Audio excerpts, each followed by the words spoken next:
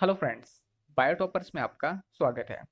तो दोस्तों, आज की इस वीडियो में हम बात करेंगे इलेक्ट्रोस्टैटिक्स में जितने भी फॉर्मूले होते हैं इलेक्ट्रिक फील्ड और इलेक्ट्रिक पोटेंशियल के, उन सभी फॉर्मूलों को हम कवर करेंगे, सभी फॉर्मूलों को हम रिवाइज करेंगे। दोस्तों, ये जितने भी फॉर्मूले हैं आपके बोर्ड एग्जाम के पॉइंट ऑफ व्यू से वेरी इंपॉर्टेंट है। साथ ही इसमें एक से दो क्वेश्चन जो हैं वो आपके डायरेक्टली मेडिकल एंट्रेंस एग्जाम जैसे NEET, BSc nursing, B pharma, इनमें एक से दो क्वेश्चन इससे पूछ लिए जाते हैं। तो इसलिए भी ये जितने भी फॉर्मूले हैं वो आपके वेरी इंपॉर्टेंट हो जाते हैं। तो चलिए देखते हैं इनको। तो चलिए वीडियो को स्टार्ट करते हैं। तो हमारा फर्स्ट है, किसी पॉइंट चार्ज की वजह से जो इलेक्ट्रिक फील्ड और इलेक्ट्रिक पोटेंशियल होता है किसी आर डिस्टेंस पे, आइए उसको देखते हैं।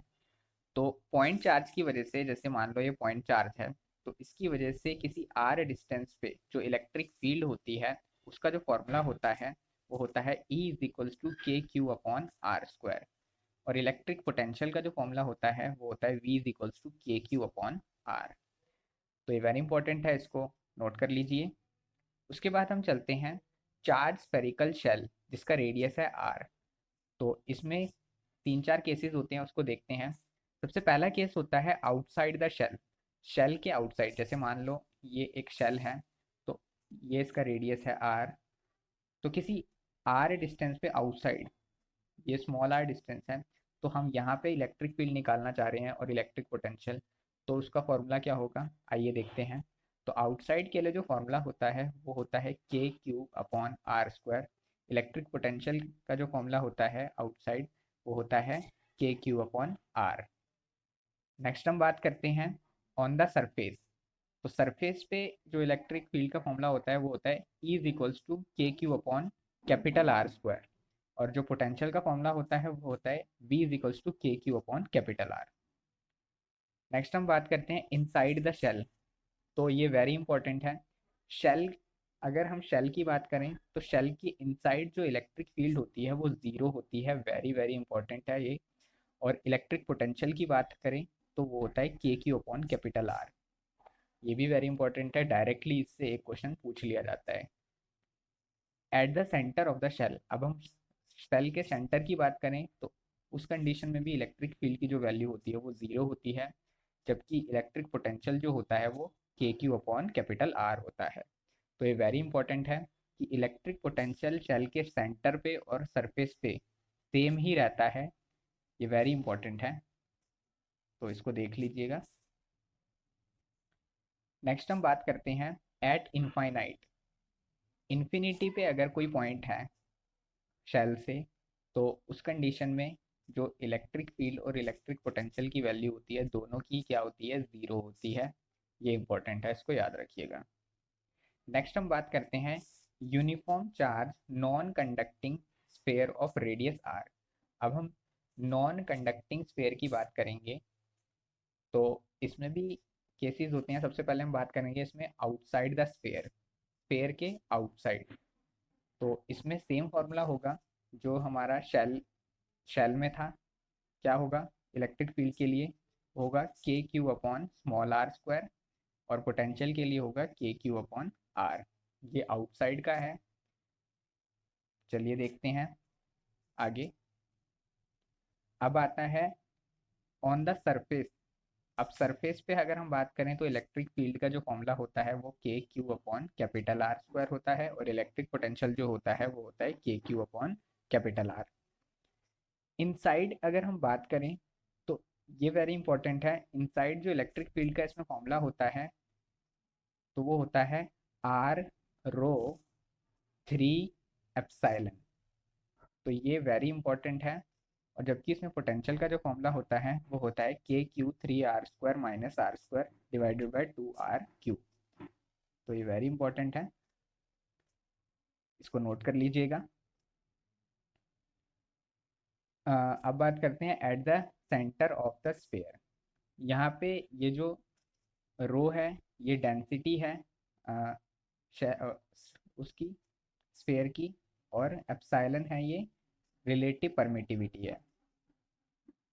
नेक्स्ट हम बात करते हैं eight the centre of the sphere. अगर स्फेयर की सेंटर की बात करें, सॉलिड स्फेयर की, तो इसमें भी इलेक्ट्रिक फील्ड जो होती है सेंटर पे वो ज़ीरो होती है, जबकि जो पोटेंशियल होता है वो 3 KQ/2R होता है। तो ये वेरी इंपॉर्टेंट है, इसको नोट कर लीजिएगा। बात करते हैं इन्फिनिटी पे, अगर पॉइंट है हमारा, वहाँ पे हम इलेक्ट्रिक फील्ड निकालना चाह रहे हैं और इलेक्ट्रिक पोटेंशियल, तो दोनों की ही वैल्यू क्या होती है, वो ज़ीरो होती है। इसको नोट कर लीजिएगा। नेक्स्ट हम बढ़ते हैं किसी infinite thin sheet of charge के लिए हम बात करते हैं। तो आउटसाइड जो इलेक्ट्रिक फील्ड होती है थिन शीट के लिए, तो वो होती है σ/2ε0। यहाँ पे सिग्मा क्या होता है, सिग्मा होता है यहाँ पे सरफेस चार्ज डेंसिटी होती है यहाँ पे सिग्मा, और एप्सिलॉन नॉट रिलेटिव परमिटिविटी होती है ए फ्री स्पेस में।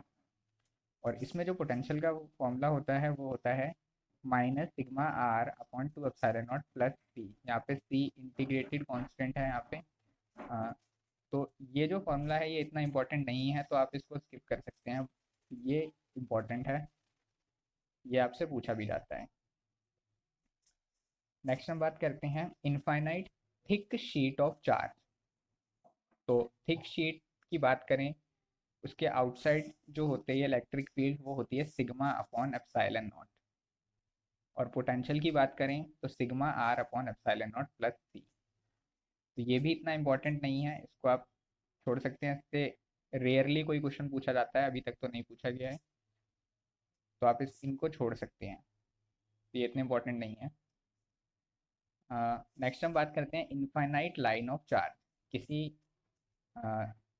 इनफाइनाइट चार्ज की बात करें जो कि लाइन में अरेंज है, तो उसके लिए जो फॉर्मूला होता है इलेक्ट्रिक फील्ड का वो होता है λ/2πε0R। ये भी इम्पोर्टेंट है। और इसके जो पोटेंशियल का फॉर्मूला होता है -λ/R/2πε0 प्लस सी। तो ये भी नहीं पूछा जाता है, तो इसको भी आप स्किप कर सकते हैं, याद करने को याद कर सकते हैं। अब बात करते हैं चार्ज सिलेंड्रिकल कंडक्टर की आउटसाइड। तो उसका जो भी फॉर्मूला होता है इलेक्ट्रिक फील्ड का वो सेम ही होगा जो लाइन चार्ज के लिए होता है, λ/2πε0R। और सेम ही रहेगा पोटेंशियल के केस में भी जो लाइन चार्ज के लिए था। नेक्स्ट हम बात करते हैं एक चार्ज रिंग की।